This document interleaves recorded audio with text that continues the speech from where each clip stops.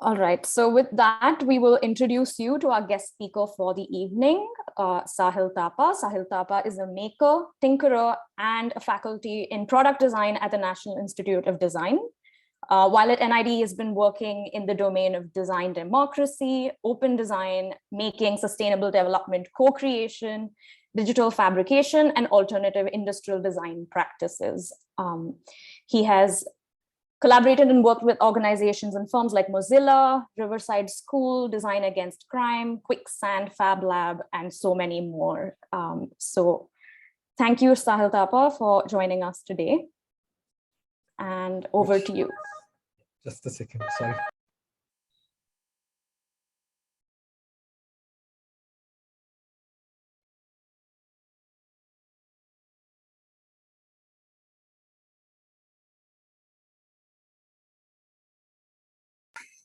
Sorry for that. I'm on campus, so yeah.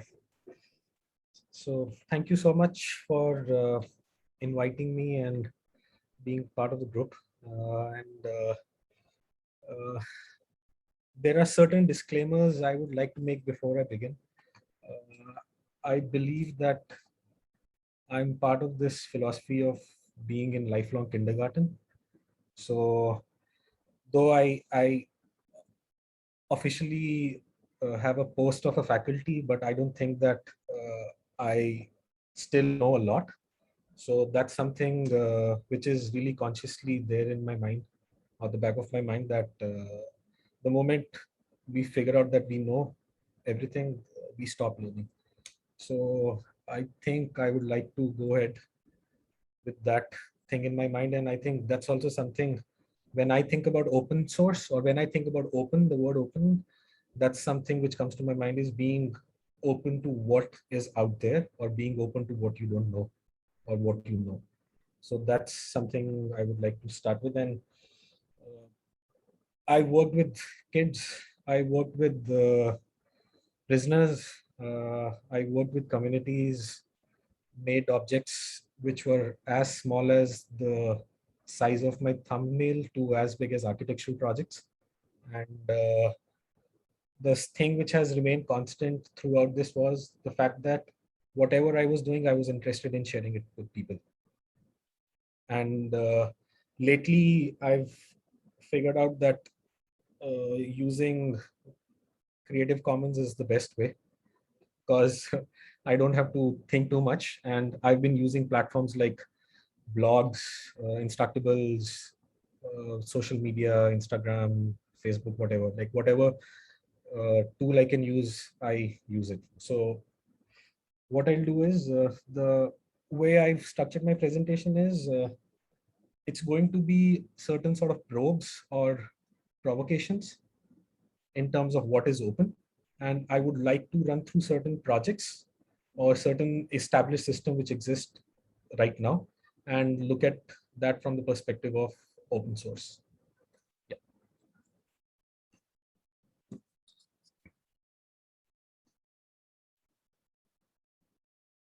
And I'll come back to what Kama is saying in the end, because I think that sort of connects it back.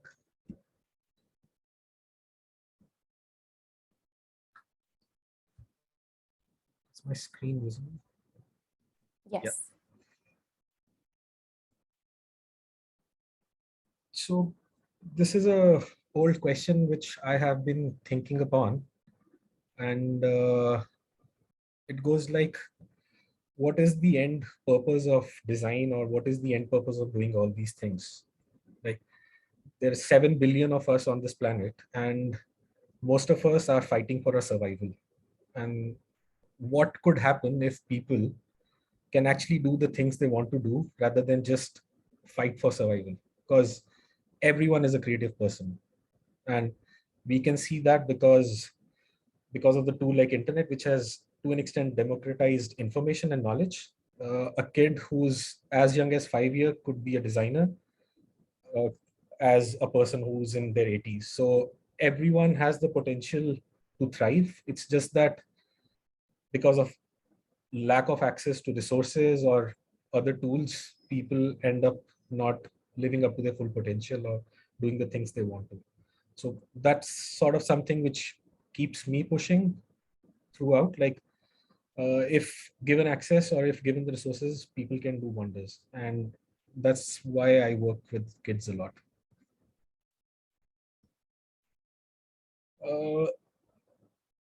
So the world has changed over the past 2 years. This is the reality we live in.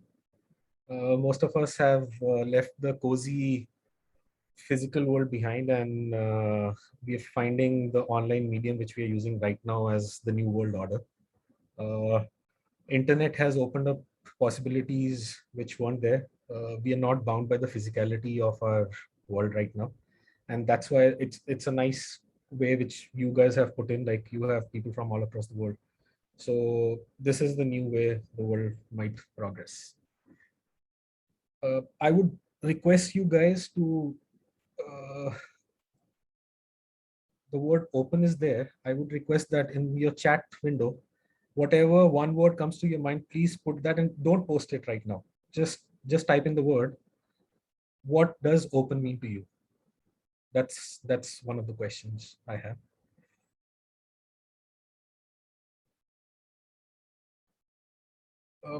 Is open or open source about making the invisible visible? Because as the world we are living in right now, there are a lot of systems around us which we don't understand. There's this entire surgence of artificial intelligence, which seems to be a nice topic to talk about, but do we really understand artificial intelligence? Do we really understand the way the world works? So is open source or open about making the invisible visible? So this is a project done by a friend of ours, Vladin Jola. He's a professor of computer science in Serbia. And in this project, the intention of this project was to make the system of artificial intelligence which exists into the system visible. Like a lot of time we don't know what sits in there. And on the surface, this looks like a nice map, but to make something like this visible can take at least a time frame of 3 to 4 years. So how do you gather information about something which you don't know about? So this is one of the things which comes to my mind when I think about open source. Like, is it about unearthing something which has not been spoken about earlier, or do you make certain things visible? This is a project which we undertook at NID. So in this, we wanted people to understand what happens to a person who's under 18 when they commit a crime. What happens to them? Because law is something in which a lot of us don't know much about. And this was a navigational map of what happens if you commit a crime. And this is the system of Indian justice when a juvenile commits a crime. And it's really complex to navigate. And imagine that you don't know your rights and you don't know whether something you have done is right or wrong in the eyes of the law. So will you consider this as something open or open source? Is it about access? This is a very old example. Uh, our cities are made with racism in mind. So this was an example of how cities were built in America. So the architect Robert Moses, when he was given the task to build the urban area near New York, so he made bridges in the way that the beach couldn't be accessed by buses. So the point of doing this was that you stop a lot of American African population from accessing the beaches because they didn't have access to cars. So our cities a lot of time inherently are biased. And imagine that happening on a level of a country, the scale of a country, and what it does to people when they don't have access. And then this is on the opposite end of the spectrum. Here is a designer who's reclaiming public resources. So he built an entire workspace under flyover, and he made it accessible to people. Whoever finds this, they can go up, sit, and use the space. So this is how people are looking at the entire point of access. Is it about physicality? So this is something which we discussed in our last call. So a lot of time, because of maker spaces being there, we think that everything has to be done physically, and that's the only way. Or a lot of time we think that because there's a digital platform, there's no need of physicality. So is open source about digital, or is it about analog, or is it a hybrid system of these? One thing which I've noticed in the past is that the moment people start taking ownership of what they do, they start creating emotional connection with them. So is open about taking ownership. Uh, I hope some of you might have used IKEA furniture, or had the opportunity of assembling something of your own. When you make something or you assemble something on your own, you form an emotional bond with that object. So I hope if you've experienced that. So whether that's folding a paper into a small booklet, or whether that's creating one of the most fanciest car, the moment you start taking ownership of your work, you start building these connections. So is open about taking ownership, and is open also about giving people the right to control what they have. So in Europe, there's a plan of having a right to repair. There's a online resource called iFixit. So as a user or as a consumer, do I have a right to repair my products? So can I take ownership of things I've paid for? And if you see, I wanted to make sure that I have examples which are good. So if you see, Motorola Razr has score of 1. So is it fine for companies making objects which cannot be repaired? Is it fine to have planned obsolescence built into your objects? Because designing an object which can be glued is far easier than designing an object which can be taken apart into its components. So is it about giving the right to the people to tinker around? Is it about transparency? Uh, these are two phones which on surface looks very similar. The one on the left sources all its material in ethical ways. They declare where they are getting their materials from. They go to the extent of making their entire hardware modular. And on the right side, we have a phone company which has total net worth, which could be equivalent to a couple of countries together, and which is on the opposite end of the spectrum. They make their objects not to be taken apart. So is open about transparency. Like one side, I know the entire system in a clear way, and on the other side, it's a black box.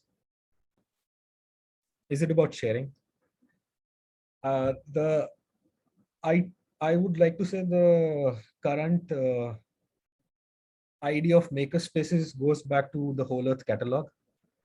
The time Stephen Brand thought that let's put a bunch of DIY techniques and let people take ownership, and they started a magazine. And then we had people like Victor Pakmanik, who became sort of crusaders of the present day industrial design, which said that people do have a right to do the way things should be done. And they started sharing the entire work. And on the bottom right side is the present example of what sharing could be in the world of open source. Like that's the furniture designed by OpenDesk, which is under Creative Commons. So if you're using the furniture for non-commercial purpose, you can mill it in your own backyard. So how we have moved from Whole catalog to OpenDesk is something to think about. Is it about collaboration? So open source ecology for the past uh, has been spending a lot of time building a set of machines which are going to be counterpart to, let's say, machines of John Deere. If you buy a John Deere tractor and it breaks down, you as a user cannot change the source code because the company owns that. So do we as consumers take control of that? So open source ecology has been trying to build these massive farming equipment, and they've been a big platform for sharing these. And They have drawn a very nice parallel between how much would you have to pay if you build a machine on your own compared to a machine which you buy like from a regular dealer. Is it about co-creation? So Fixpert is a platform. We talk a lot about inclusivity when it comes to open source or the world we live in right now. And Fixpert has been a champion when it comes to people with different abilities. So what Fixpert does is they take specific cases and they co-create with the end users. One example I would like to take is, which has stuck with me, is that uh, a case study was that there was a man who had an amputation in one of the arms, and in his day-to-day life he found it difficult to wear his pants. And there come a group of designers who took him as the only user they had, and they designed the pant according to his usage. And what they did was they documented the entire project. And the good thing about Fixpert is they make it in all sort of ways, and then they release the videos throughout the world. So imagine when we try to deal with users not at big groups and as individuals, and then share the experience of how did we go about the process, that has immense potential. Rather than targeting certain people, it could be looked at in this way as well. Is it about context? So this is something which we talk about in design circles. So on the right, both of these are baby incubators. So when a kid is born prematurely, you use a baby incubator to give them warmth so that they can develop their organs really well. The image on the right side is a state-of-the-art baby incubator designed by a company like Siemens or GE. And the biggest problem is there was a case in which I think it was GE who donated a lot of baby incubators to countries in Africa. And they worked really well for a couple of years. And after a period of time, they stopped working. And what happens to these machines later on? And if you imagine that people who don't know the way tech works, what do they do with these things? So a design studio based in US called Design That Matters, what they did was they actually went to the place. Rather than going with a savior complex, they actually went to the place and saw what were the skills of the local people. And during the research, they figured out that there are 3 C's which can be found in every place on the planet. The first C is a cigarette, the second C is Coca-Cola, and the third C is cars. So what they figured out that the locals are really good in repairing cars. And what they did, they built the entire baby incubator using car parts. Because imagine that your car part breaks down, they're equipped enough to take apart the parts and repair it. And what they did was they also didn't standardize the components. They standardized the specifications. They said, okay, for the heating unit, you need a 12-watt lamp. They didn't say that you need a 12-watt lamp of a Corolla or a Fiat. So what happens when you go to a place and understand what is the local knowledge of the people? A lot of time we always see as a person who's going to save someone. And here is a nice example where I know what is the capacity of the local people and I build the system around it rather than making them feel stupid. So this is the importance of context in this case.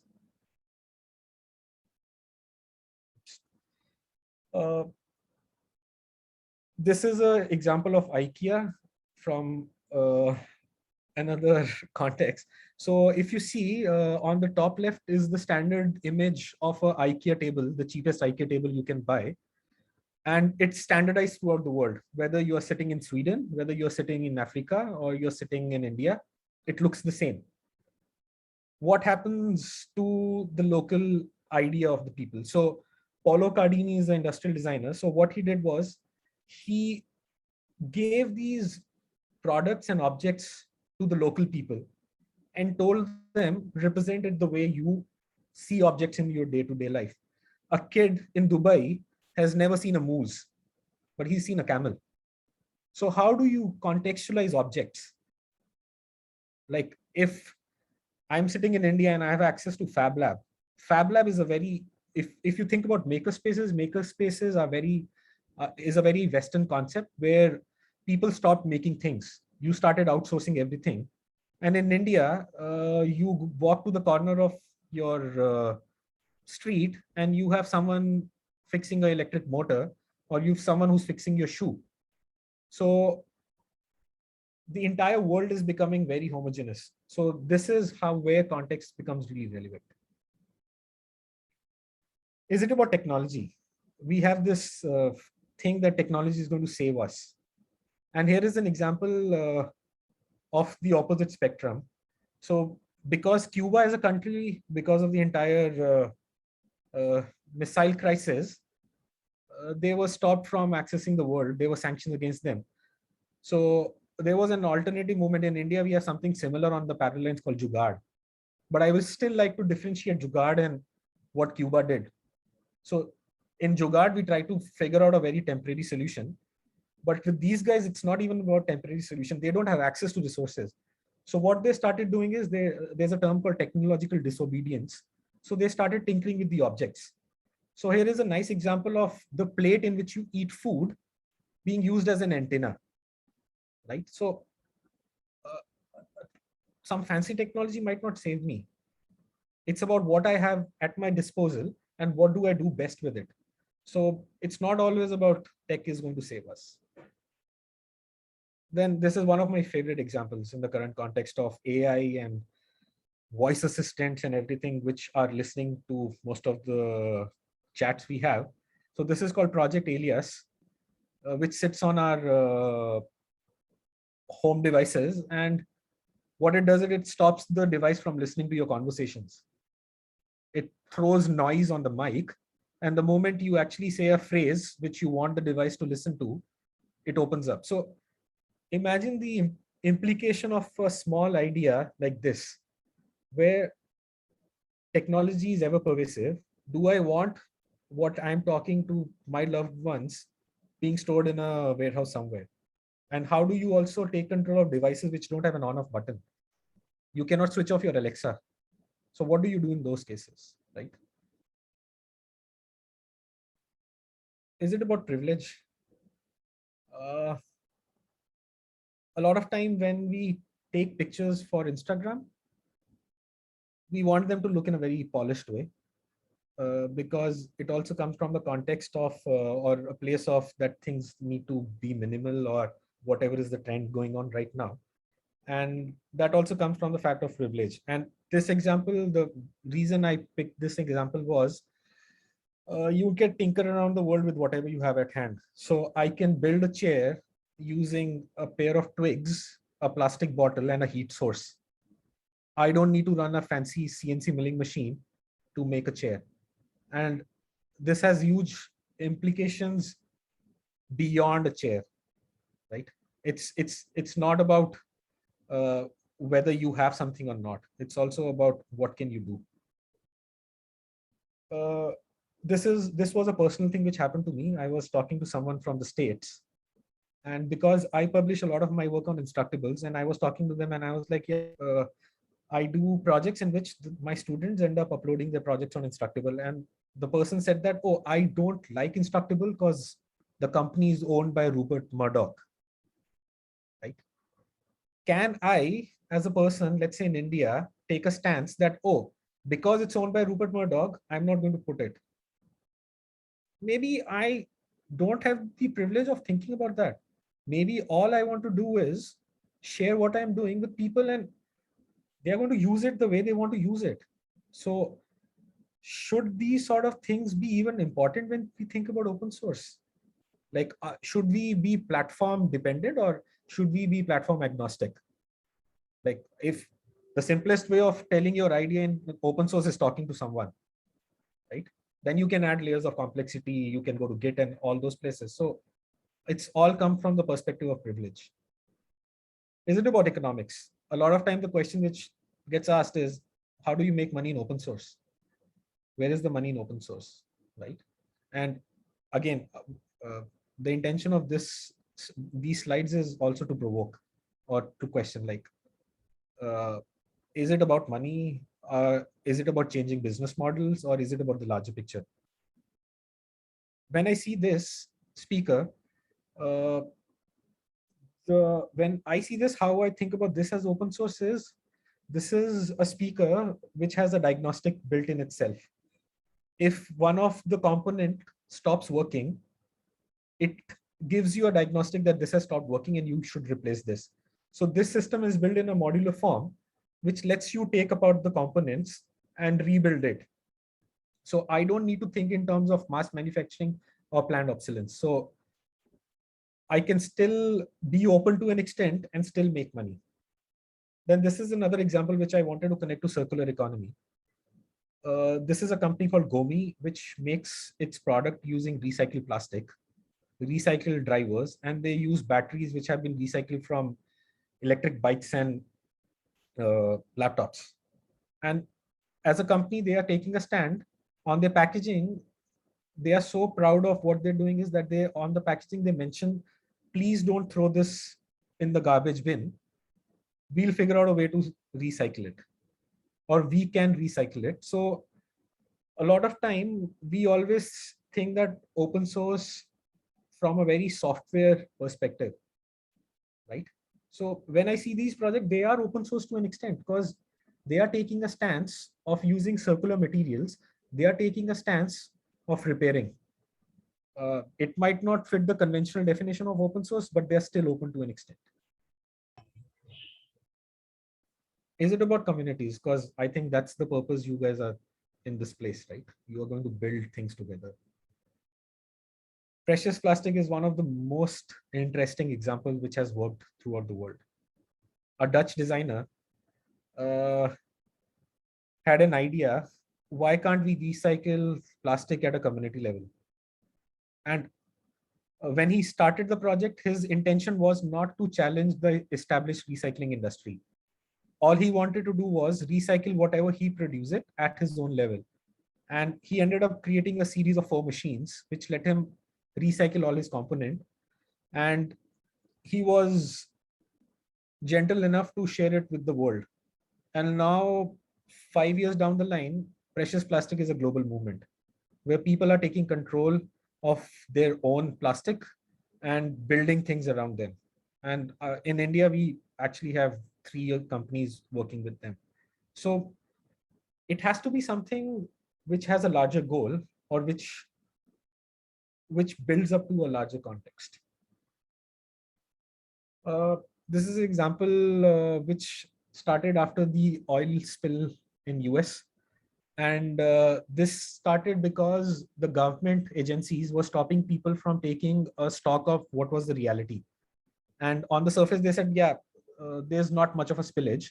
And when people wanted to take aerial pictures, stop them. So what they did was they hacked your point to shoot cameras. And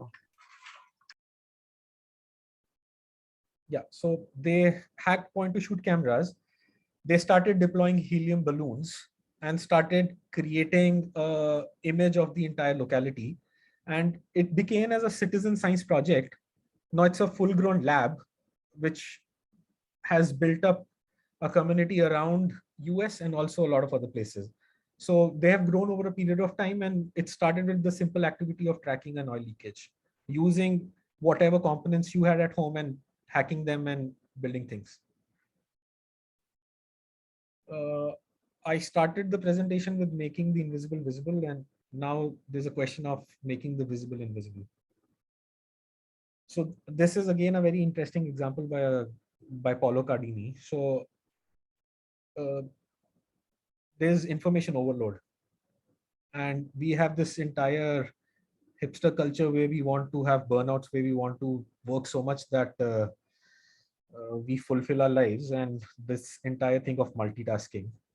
And here comes a project which stops you from multitasking, or which makes you think that is multitasking really the answer. So he's hacking the devices in a very tangible way. So these are a bunch of 3D printed parts. If you only want to make a call, you put the thing and you can only make a call. You want to navigate, it's just. So how do you also make a lot of visible things invisible because there's information overload. See, everyone has access to internet or everyone has access to information.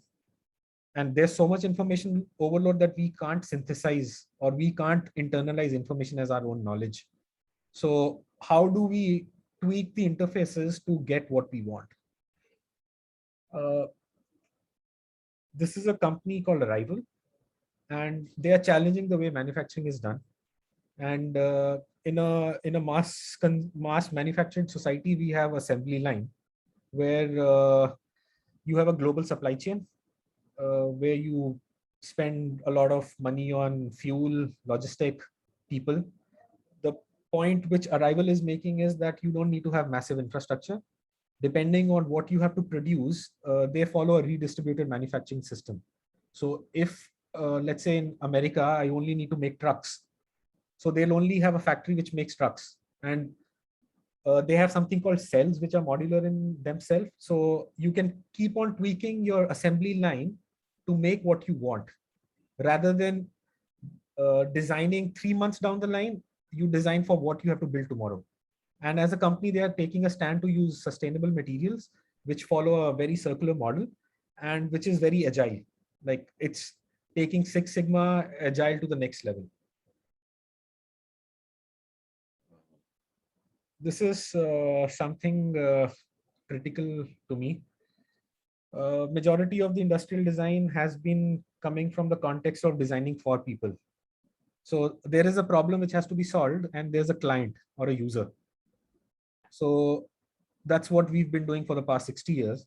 And we always take them as people who consume things. And when we are looking at designing with people, like I gave you the example of experts.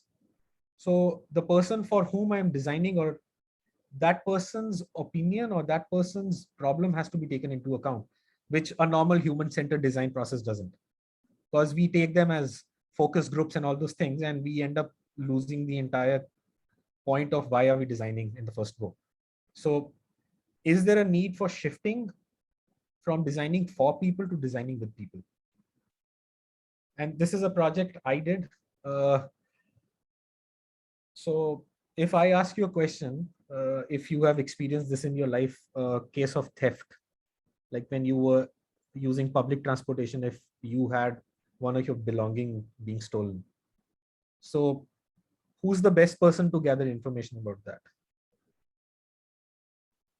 We went to a prison in Ahmedabad and we asked the prisoners or the inmates, how do people steal stuff? So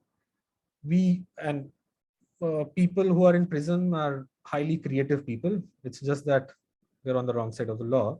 So these are the guys who really had insight how people steal stuff.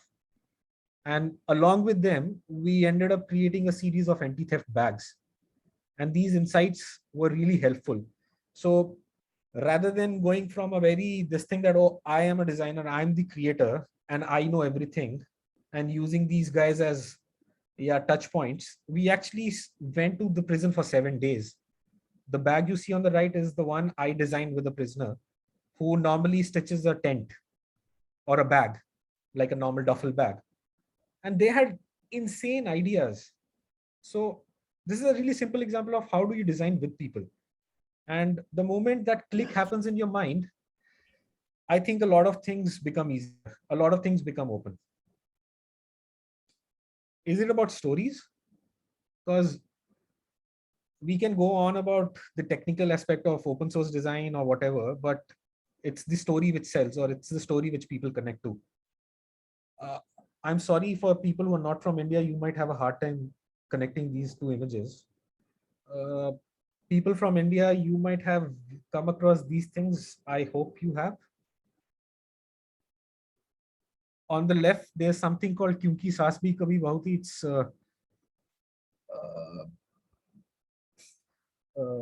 people who watch a lot of parallel cinema will think that this is highest level of bullshit. They might think like that. And on the right side, we have a movie which explore the concept of ship of Theseus. Like if I have a ship and I take apart all the components and replace all those components with another thing, is the ship real? So polar opposite ends. One is a very typical soap opera which has nonsense, and the other is a very deep philosophical thought. And there's a connection between them. It's done by the same guy. Anand Gandhi. Yeah. And for some, a lot of time, we take an elitist approach. We say that, oh, what others are doing is wrong. Like we can have problem in the Indian education system. Like we can crib all we want to crib about it. But at the end of the day, majority of the population doesn't care, or majority of the population is fine with it, right? So stories are really critical when it comes to taking a stand or pushing forward an idea. For some people, the left approach works. For some people, the right approach works. But the important part is stories are really critical to what you want to tell or what do you want to talk to people. One of the biggest question, control, because the basic premise of open source is based on the fact that there's apparently no control, or there's apparently lack of control, or there's a decentralized system. So, but are open source systems really not under any control, or is there a control, or is there no control? Is it about creating a non-realistic utopia?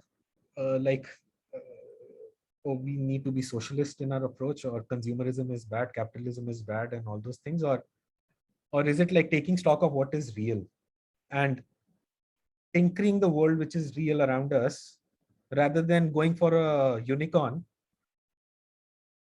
tweaking what exists? So it's easy to create dystopias and utopias, but it's really difficult to deal with reality. So is open source about these unrealistic or non-realistic utopias, or is it about taking control of what is out there in the world and building with it? And is it about why? Like, why are we even talking about open source? Why are we even sitting, and why are you guys even listening to me? So there has to be some reason why someone is interested in open source, or why someone's interested in exploiting people.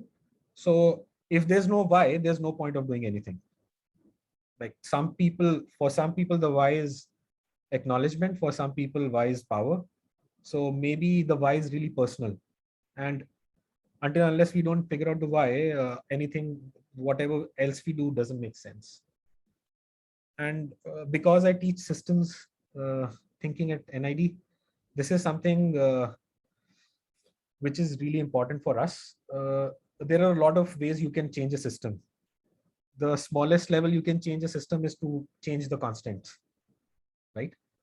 Then you can change the material. You can change the way the loops work. But the most difficult thing is to set a paradigm or a culture, right?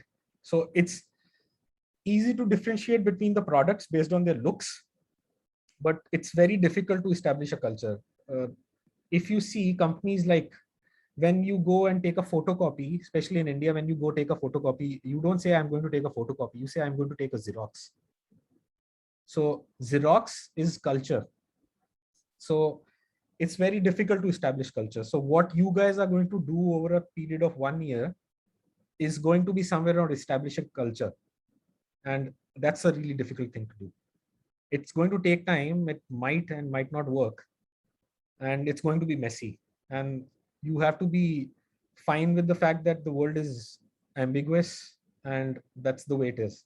So the sooner we factor in this reality, the better it might be for us. And humans are reality crunching machines. So we create maps of everything. And it's just that a lot of time when we are navigating the world, we move from one map to another map. So the entire exercise of going through this point is it's cartography. Like we are navigating the maps. So right now we are navigating a map of C3. The moment you're out of this, you'll be navigating a map of how do you build a pitch. And a couple of days down the line or months down the line, that map might change into building a community, and then how do you scale it up and all those things. So these maps keep on changing every now and then. And we navigate through them. And there's no absolute map. Like your map is not absolutely correct. My map is not absolutely correct. It's just the way we navigate the map is the important factor. Yeah, that's it. Thank you so much.